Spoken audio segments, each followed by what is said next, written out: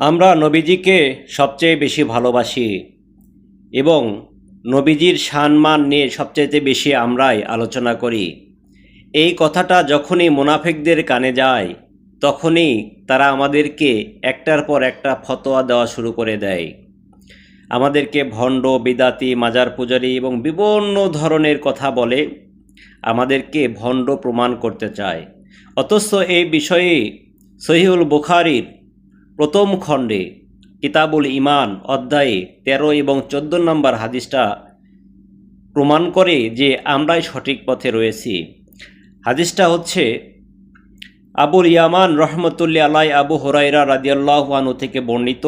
রাসূলুল্লাহ সাল্লাল্লাহু আলাইহি সাল্লাম ইরশাদ করেন, সেই পবিত্র সত্তার কসম যার হাতে আমার প্রাণ, তোমাদের কেউ প্রকৃত মুমিন হতে পারবে না যতক্ষণ না আমি তার কাছে তার পিতা ও সন্তানের চেয়ে বেশি প্রিয় হই। এই হাদিসটার সঙ্গে পাশাপাশি আরেকটা হাদিস এসেছে, 14 নম্বর হাদিস।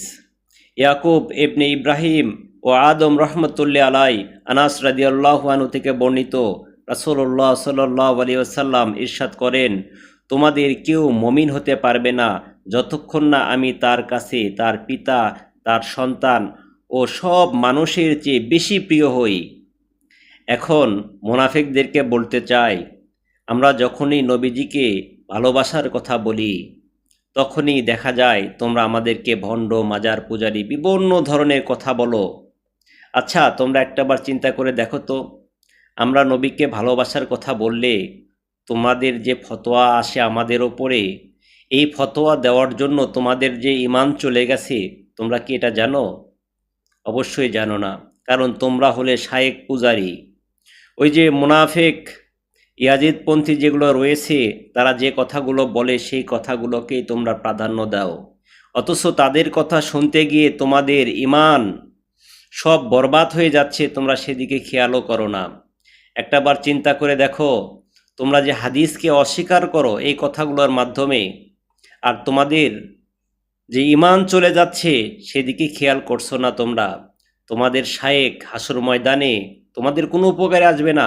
উপকারে আসলে আমার দয়াল নবীজি আসবে, তাছাড়া সম্ভব নয়। তোমাদের শায়েকরা তোমাদেরকে বেঈমান বানানোর জন্য অনেকভাবেই চেষ্টা করে যাচ্ছে, আর তোমরা কিন্তু তোমাদের শায়েকদের ফাঁদে অল্পতেই সহজেই ধরা দিচ্ছ এবং তোমাদের মূল্যবান জিনিস যেটা ঈমান, সেটাই তোমরা বরবাদ করছো।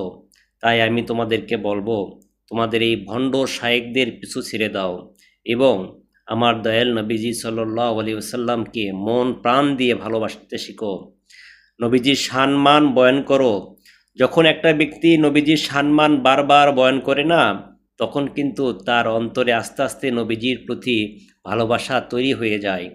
আর যদি সব কিছুর চেয়ে নবীজিকে বেশি ভালোবাসতে পারো, তবেই তো তুমি ঈমানদার।